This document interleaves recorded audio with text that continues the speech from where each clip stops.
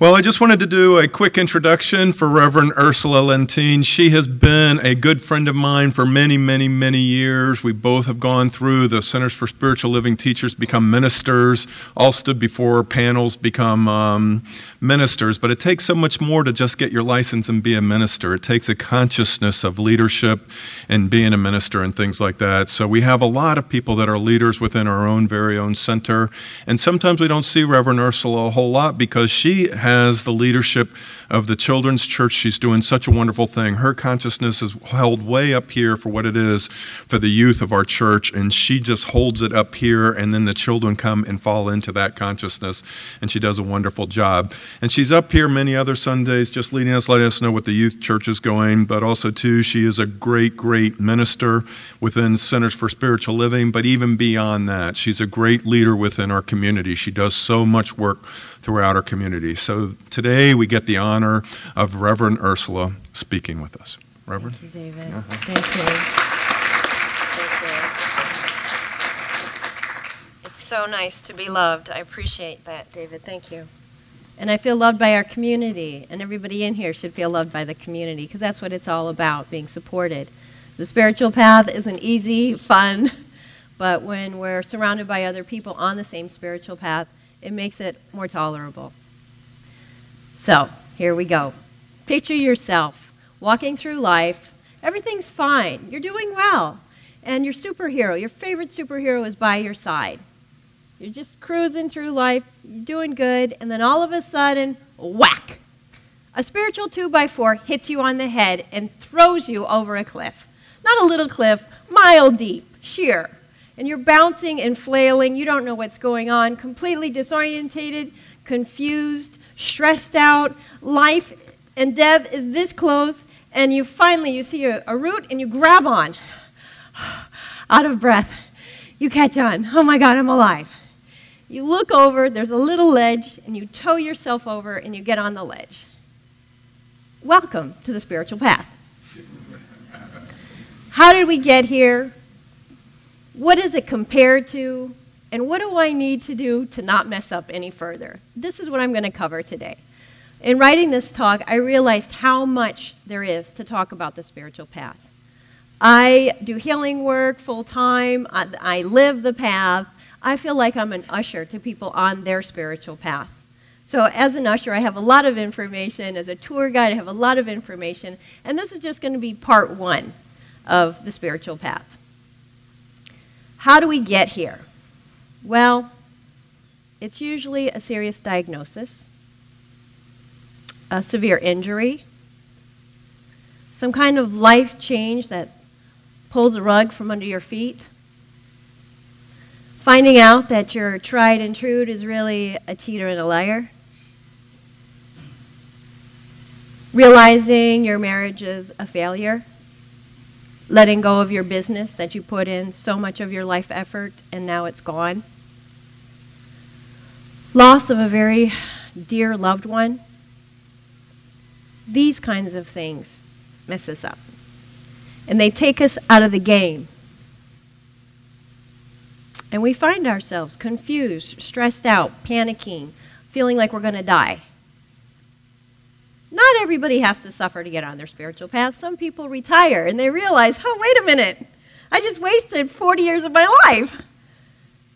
There's got to be something better. Maybe I can do something meaningful now. And then there's those of us, most of the people in here, I would imagine, who are saying, this game doesn't work. This is a bunch of crap. These people are so fake, and I'm not buying into this. There's got to be another way. And we would be the seekers.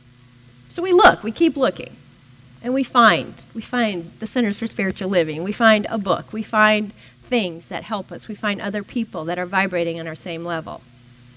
So this is how we get onto the spiritual path. And once we're there, time changes considerably. To me, how time works is you've got the past, and it's a line, and then you've got the future, and it's a really short line. Because on the spiritual path, there's no plans. There's just this straight and narrow. And when we live fully in the moment on the spiritual path, that's what it's all about, because that's a rich place. Before we fell off the cliff, there's a certain way. And now that we're on this straight and narrow, there's a whole nother way. And the references are very different. In the old way, we would blame people. We would blame our family. We would blame the society. We would blame our work or our education or that husband or that wife. And that's why my life is a mess. But on the spiritual path, we're like, yeah, it was kind of true, but shouldn't I be taking a little more responsibility for that? What was I doing to create my misery? And then we can say, oh, yeah, I was kind of lonely. I was really mad about everything, and I didn't say it because, it's not cool to be mad. So I just suppressed my anger, my frustration, but it came out in bitterness, meanness, shortness, unkindness. I'm afraid. I'm kind of afraid of everything. I'm afraid my past is going to catch up with me. I'm afraid I'm not reaching anywhere near my potential. We come from a place of lack, and that's how we suffer. We didn't realize we were suffering because we were doing status quo. Check, check, check. I've got the house, I've got the this, I've got the that. But inside it was really empty. We thought everything was cool, but it wasn't. So the spiritual path put us back into a new place, a place of discovery, self-discovery. So we have this line of the past, and then we have this present moment, living fully in the present. And it's almost like it's an access point, like a ball, and you can go off in any direction. So in the moment, you can smile at a child at the supermarket as you're both standing in line, and it can be the most magical moment. But had we been living up there, we would have missed it. But now that we're living here and there's no time, there's no hurry, there's no pressure, there's no rush, we can hang out in the moment. And that smile with that child is magical. Or contemplating the meaning of life at the red light. Traffic is not a problem. Because all this time comes to us instead of us chasing it. And those of us who live on a multidimensional level, we can just go off into another plane of reality. Slip into meditation all day long if we want, but feel more connected than we were surrounded by people and being professional and powerful. Our intelligence and our information and our knowledge was very useful over there. Our power over other people, very, very useful. Here, zip, gone, like empty pockets. Now what do? How do we function? It is very confusing when we first land here. So we compare, and sometimes we glamorize our past. It was so easy then. We got along fine. It really wasn't that bad. And sometimes we look back and we go, God, how could I have been so stupid? I was so ignorant. I was totally lying to myself. I wasn't being authentic. I was like role-playing. And now I'm here, and I still feel all those things, lonely and ugly and stupid, but like it's okay here for some reason. And it's the same life, but it's a whole different reality. It's a whole different expression and dimension of it. So what is this like? How can we compare it to? Going through the birth canal. Can you imagine if we remembered that horrible day? What would that be like?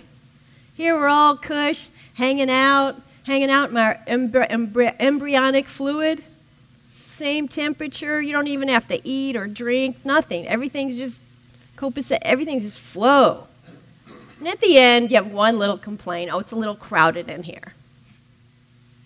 And then all of a sudden, like the cliff going down, there's confusion and chaos. There's squishing and something's wrong. Something's going on. And I think this is where we get our first thought. You want me to go where? And then there's like this little tiny, and your head's so big, and you're like, what? And then you're diving into the darkness, not knowing. Like, I'm not supposed to go anywhere. I'm just in this little thing. What's this traveling all about? What? And then the stress that we must have been through, going in that little tiny cavity, that little canal, what? And then we're very sensitive at that point. Do you think the stress of our mothers was all concentrated right on us? So not only are we freaking out, dying to that way, but actually getting born into a whole nother way, and then feeling all of her stress for hours. How terrible. What a way to come into this world. And then all of a sudden, the anticlimactic moment, you pop out. And everybody is staring at you, and there's bright lights. I really believe this is the beginning of stage fright, by the way. And you're covered in blood. And the evolution from gills to breathing oxygen, it's taken thousands of years to evolve to that. And here it is, we do it in one day. What a shock that is to our system. It's cold. There's so much external stimulation. We think back like, God, that wasn't so bad, a little crowded. One complaint, this is a bunch of nonsense. But you look back where you came from, and you're like, oh, you can't go back. So here we are on the spiritual path, alone and afraid, and we look back there, and you can't go back. It's not that we don't try to go back when we're born. You ever see those 3 or 4-year-olds? They've got their moms by the thigh, and they're banging their head against her pubic bone. It's like, get me out of here. I want to go back home. And the mom's like, stop it. Stop it. And then if you think about sex, like a man's just trying to get back home. He remembers. It was nice in there. So the spiritual path is the straight and narrow. And in Matthew, in the Bible, in Matthew 7:14, it said, the gateway is narrow, and the road is difficult, and very few find it. And then in Robert Frost, one of our favorite metaphysical poems, he says at the end of his poem, and the road diverged in the woods, and I took the one less traveled, and that has made all the difference. Yeah, it is different. This road is different. If you thought you had friends before, they're all going to go away. Because our vibration changes, our awareness changes, our priorities change. And when we were living in the past, it was all this stress, tons of stress around work and making it and climbing the ladder. And all this pressure, like I got to be the right dad and I got to be the perfect mom and all this like outside pressure and outside stimulation. And then we'd have to do so much stress reduction because we were living a life of stress.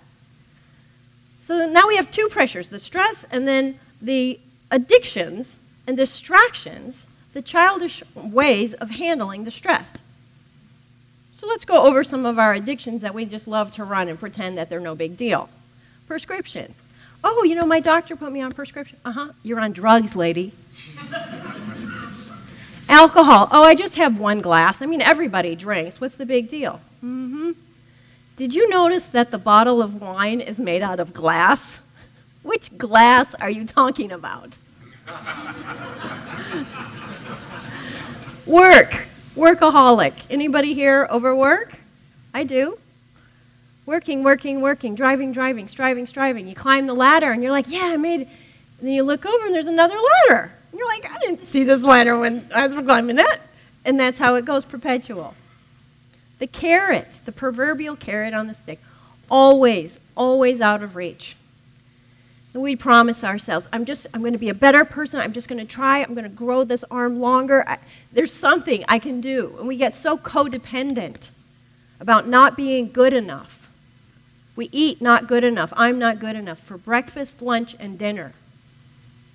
But we don't want to look at that really because that's undermining and we want to just stay on top of it all. So we addict. We distract. And this work. What's the cost of it? We do it for money. We do it for power, fame, prestige, security. The cost is our relationships. The husband and the wife, they have to travel now because they can get more money and the pension and the this and the that. The one home is the lonely. And they get distracted and they have an affair. Our relationships with our children. What about our parents? Thanks, bye, see ya. Are we contributing to their life? Are we relaxing and spending time with them? Are we too busy? And at hospice, one of the best teachings I got is through hospice. They don't talk about work except to say regretful things. Spent too much time at work. The most valuable thing at the end of our day is relationships. So when we're addict running the games, and we get to the end of the game, and it's like game over, we lose. Unless you land on the spiritual path and you're stressed out your whole life. It's a different stress. It's a not knowing. Because on the spiritual path, we don't know. We're clueless. So here we think we know. We have the illusion that we know. We're in charge and we've got a bunch of information. But here we don't know, and it's okay not to know. It's okay to just live on the edge all the time. You know, they say the 1,000-mile journey begins with a single step. Each step on the spiritual path is that single step. So every day is new. Every moment is new. That's living in the present moment. The only bad thing about living in the present moment is it's so rich, it's so wonderful, and it's so amazing and really grabs our attention. But when someone says, "How was your week?" everything like crashes in my brain. Because I'm like, week, I'm living by moments. We used to live by events. Oh, Saturday night we went out, Sunday night slept all day, Monday was a rough day at work. And maybe those are events, but here in Spiritual Path we live by the rich moments. So if somebody's like asking you to go through your file cabinet of moments for the week, it's hard. So if you don't remember things, good, you're on your spiritual path. You're living more fully in the moment. It's not Alzheimer's. This spiritual path, now what do we need to remember and keep aware of as we're going through it? Because it's rough, it's scary, there's unknown. You're in the unknown all the time. There is a perfect movie to describe what it's like living on the spiritual path. And it's Indiana Jones and the Last Crusade. Now, crusade is a spiritual exploration to get back to the Holy Land. The Holy Land is within. It's the kingdom within. So as spiritual path walkers, we're always adventuring inside. And it's a walk of faith. Faith? You don't need faith in the old lifestyle. That's edited out. On this one, that's what you're eating for breakfast, lunch, and dinner. And you're still not good enough, but that's okay. So in this movie, Indiana Jones is walking his straight and narrow. He's in a cave, walking this straight line, running away from the bad guys, doing his old Indiana Jones stuff. And there's no luggage. There's no room for baggage on this straight and narrow. So all he has is a little textbook of ancient text written in code, of course. And he walks to the edge of this cliff thing, this straight and narrow path in the cave. And then all of a sudden there's this giant ravine, bottomless, and across maybe 20 feet. Impossible, even for Mr. Jones, to jump across. So ego can't do it. Willpower can't do it. Strength, courage, self-talk can't do it. He has to move into another dimension. Faith. So he looks for a reference, source, and it says, only from the head of the lion will he know his worth. Back to the core issue of worthlessness. And it's my coming of understanding through all the hundreds of therapies that I've done with people that this core issue is within all of us, and the split is within all of us. This ego-based lifestyle and the spirit-led lifestyle. Not spirit-led from out there, but spirit-led from in here. What is my heart saying? What is my soul saying? I am a child of God, and how do I live from that way? So in this moment, Indiana Jones is standing on the edge, and he's looking around. He reads that thing. He looks up as if to say, well, I got this far. And it's been a good life, quite the adventure. And I could die, and I could live. But I'm not going to attach to either of those. You can see all this going on in his face, by the way. And then he puts his hand on his sexy chest. I mean his heart chakra. And you can't tiptoe into faith. It's a do or die situation. At spiritual camp with the teenagers one year, their saying was, well, whatever doesn't kill you makes you stronger. And on the spiritual path, you feel like you're going to die regularly. Up here, no. Only if you drink too much and you're driving, you shouldn't be driving. That's about it. That's as close to death as we get because it's safe. We try to keep everything safe. Here, no safety, no security. Security is an illusion of the past. So we're always cautiously moving forward, trying to be wide awake. So he's there. You can't tiptoe out. You got to step out. You got to lean into it. You got to commit to the unknown. Because think about it. Who's beating my heart? Definitely not me. Who's breathing my lungs? Can't I trust the energy that's created me? Can't I trust an intelligence that's already inside of me? Why does my ego think it's got to drive my life? So ego has to cry in the back corner somewhere because it is not allowed in this kind of territory. He takes his boots and with a straight leg and he leans into it and he lands on the invisible bridge. He only sees the bridge at this moment because he took the leap of faith. Ego says, show me and then I'll go across. It doesn't work that way in this realm. We have to say, okay, I trust. I've been taking care of my whole life, even though I thought I was doing it. But if I look back at the times and events where everything was dicey and everything was hairy and I made it through, it was more than me. So if I have a collection of those moments, then I have a little bit of trust as I step into faith. So this invisible bridge is there. And the first look on his face is of gratitude. I get to live some more. Wow, I'm fully supported where I thought I wasn't. And it's so refreshing. It is so thrilling to know when we're supported, when we've stepped out in faith and there it is. And we can't be cocky about it is the thing. So we can't go, oh yeah, check, check, check. I can do whatever I want. Life's going to have my back. No, because ego sneaks in when we do stuff like that. And we will fall flat on our face many times on the spiritual path. But that's just a part of the gig. So instead of the 2x4, we'll get common 1x2s. They won't hurt as often, but they're there. So when ego sneaks in, we have to keep it in check. The rest of the path he goes on, he walks cautiously and timidly because we have to have reverence when we're on the spiritual path. Cockiness is not allowed. Humility is necessary. It needs to be our best companion.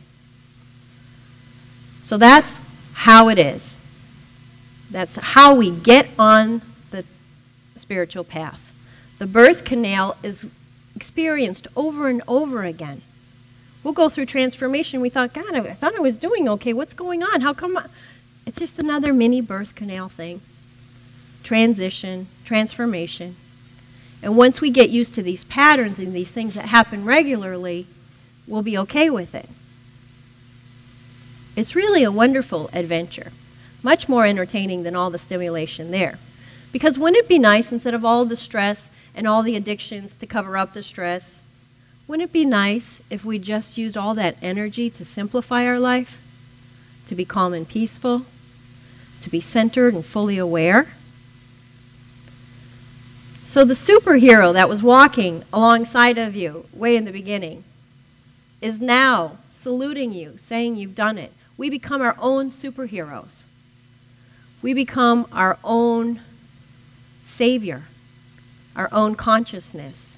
References on the outside are far and few between. All of our answers are inside. So isn't it nice to know in conclusion that you are your own superhero on your own straight and narrow? Life can be very, very simple and quite the adventure. Thank you.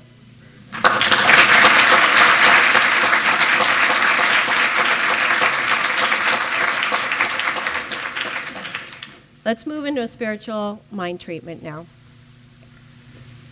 Unfold your body. Take a deep breath and just relax.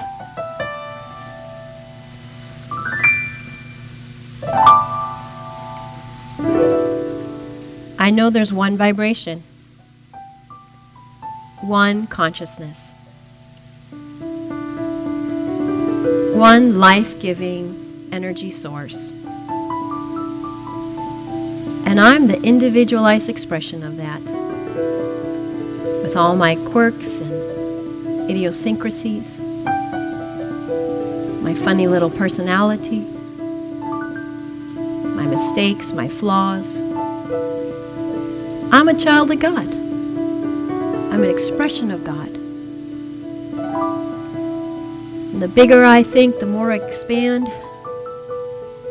the bigger I get to express that. It's who I am. And to know this is a blessing. The more I wake up to this blessing, the more I receive. The more I understand who I am, the more I live my purpose. The more I live my purpose, the more I have to share. Why shouldn't I be that beaming light? That beautiful sparkle? Yes, it's me. Anytime I'm scared, it's there. Anytime I'm curious, there's answers. I can be completely alone and feel surrounded by love coming from within me. I can be completely lost and afraid and find that entertaining. Life is eternal. And this is the moment that we get to have, this life, to do whatever we want, play anything we want. It's an adventure. We're our own superheroes. We create. I'm so grateful to know this, to have a power like none other, not in an old lifestyle that I have this much power. A power to love, a power to understand, a power to use my intelligence. Dancing and singing through life, this is what we have available to us. And as we choose it, we let go. Just like when we let go on a dance floor, or let go in the middle of a run, or let go into slumber, or let go into the high dive. We let go and release and trust this into the universe. And so it is.